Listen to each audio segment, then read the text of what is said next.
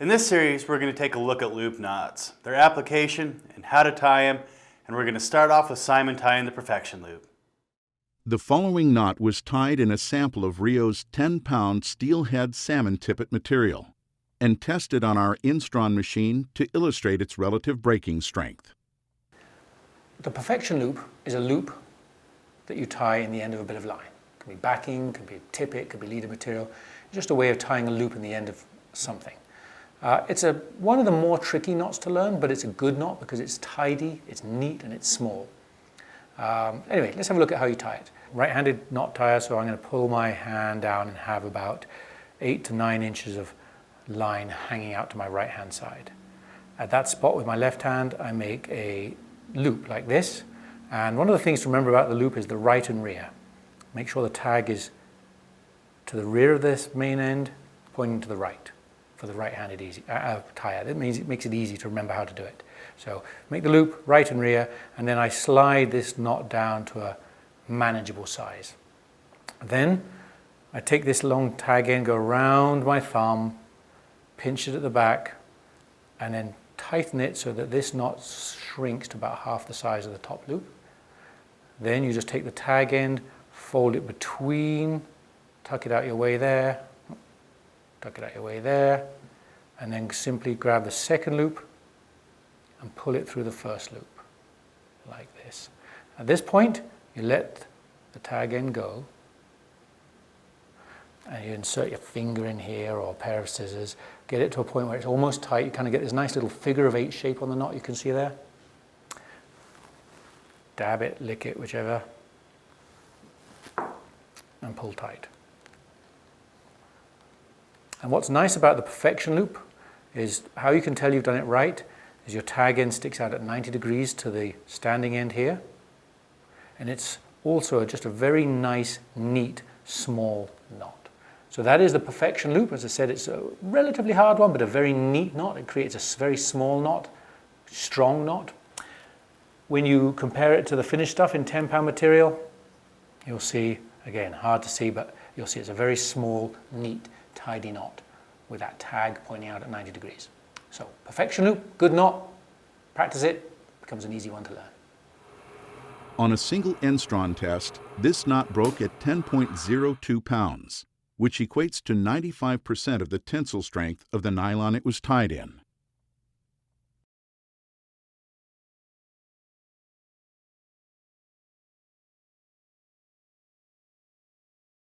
The following knot was tied in a sample of RIO's 10-pound Steelhead salmon tippet material and tested on our Instron machine to illustrate its relative breaking strength. The surgeon loop is a knot that ties a loop in the end of your line. Backing, leader, tippet, whatever you like. You can put in 1 turn, make it a single surgeon loop, or you can put in 2 turns, a double surgeon loop. You can put 3 and make a triple surgeon loop. The more turns you put in, the bigger the knot, but the stronger it is. So, how do you tie it? Well, you take your tippet. As a right-handed knot tire, the tag end is pointing to my right, and I like to hold it about 8 to 9 inches from the end, and I just kind of fold the line in half like this and create a loop. And this loop is what's going to be my finished loop knot. Then simply, I kind of tighten those 2 bits here, but keep a nice tight join. I don't want those to be slack like that. Keep a nice tight tension there, and just roll that into a crossed loop like so. And then this loop is going to simply come up to complete an overhand knot. Now if I tighten just that, that is the single surgeon loop, but it's not quite as strong as the double surgeon loop. So I like to come round and add a second turn of that loop through the knot. And that is the double surgeon loop. And as you pull it tight, you'll notice that the line will tighten, the knot will get smaller and smaller, and it'll get to this point where it kind of jumps into a figure of 8. And that figure of 8 is a good point to stop. That's the time to moisten it, or chapstick it, or silicone it, or whatever you like to do. And then you simply lock it with a finger in here, or you can put a pair of scissors in here, or a pen, or something in here to grip that knot tight. And just reef down and pull down the 2 ends in the left. Definitely want to make sure you pull the tag end. Don't let the tag end go like this when you're tightening the knot. Otherwise you'll have a couple of loose coils on this side. So it's very important you hold these ends, pull it tight, wipe off the chapstick, and that is the double surgeon loop knot. So that is it in the yellow. In the 10-pound tippet material, always hard to see, but it creates a nice, neat, strong loop knot that you can loop your leader or something to your fly line or your back into your fly line. On a single Instron test, this knot broke at 8.29 pounds, which equates to 78% of the tensile strength of the nylon it was tied in.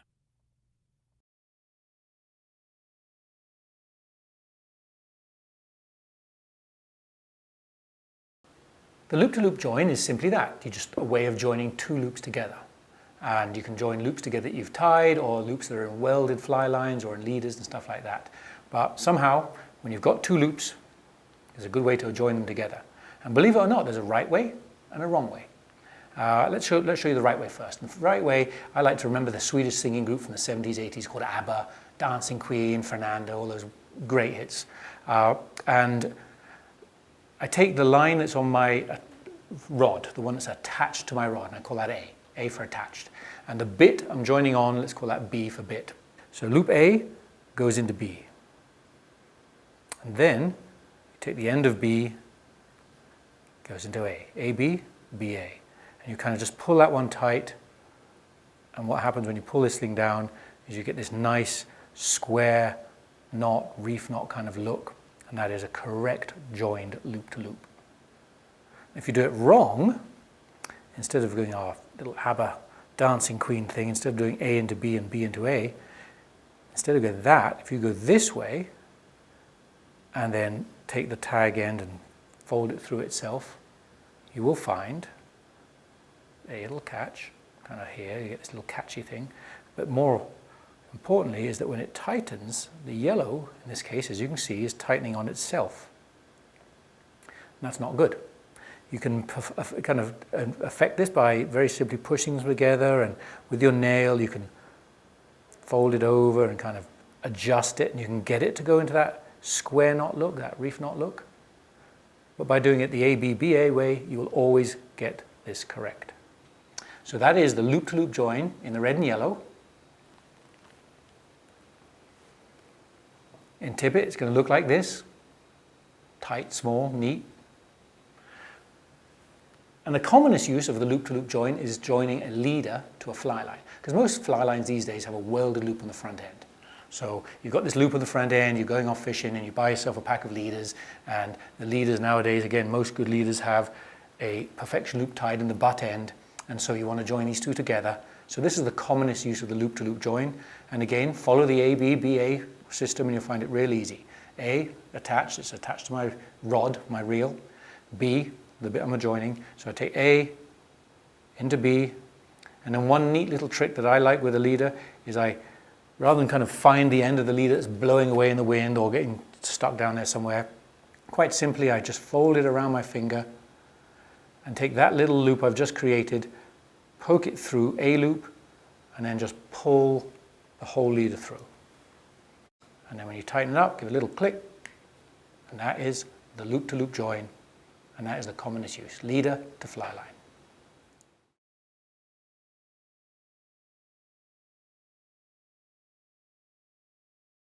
The following knot was tied in a sample of RIO's 10-pound steelhead salmon tippet material and tested on our Instron machine to illustrate its relative breaking strength. This knot is the Bimini twist. The Bimini twist is a fantastic knot if you're creating IGFA class leaders to chase records, or if you're looking to make a 100% connection throughout your leader system.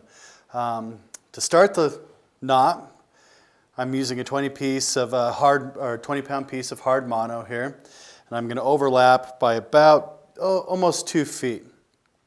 I'm going to run that a doubled over loop down by about 1 foot, and I'm going to start twisting this with my right hand, and I'm going to put about 20 to 25 twists in here. Some sort of odd number is best when making the twists. At least that's what I've been told over the years. As soon as I get close to my number, I'm about 21, 22, 23 twists right here. I'm going to hook that, secure it to the hook that I've got right here, kind of run this up so I can get it right out in front of me and work with the knot. I'm going to pinch down between my thumb and forefinger between the tag end and the leader end here. I'm going to go in at the top of the loop and I'm going to compress the twists.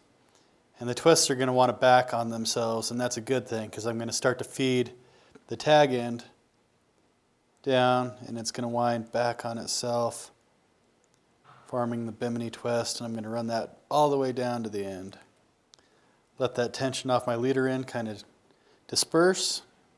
I'm going to pinch that and control it with my left hand now. I'm going to take my tag end and go on the inside leg, the leg that's facing me, and tie a half hitch to secure it.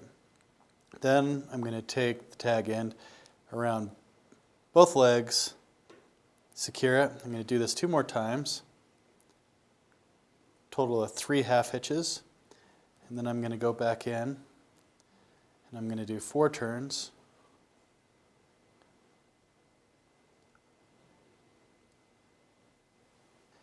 And then I'm going to run the slack out of the knot till I get a very nice small profile. Moisten that so it comes down nice and easy. And I'm left with this tag end to trim. I like to leave that about 1/4 of an inch long.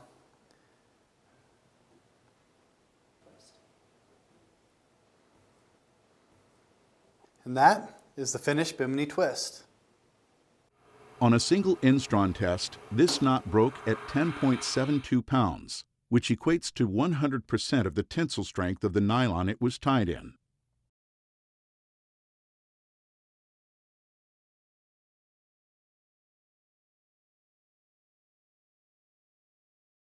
RIO. Make the connection.